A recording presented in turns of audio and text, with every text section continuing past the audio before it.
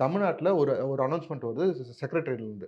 என்னன்னா வந்து யாரெல்லாம் வந்து அரசியல் ஊழியர்கள் அரசு ஊழியர்கள் போராட்டத்துக்கு போறீங்களோ, அவங்க மீது வந்து துறை ரீதியா நடவடிக்கை எடுக்கப்படும் அப்படின்னு சொல்றாங்க.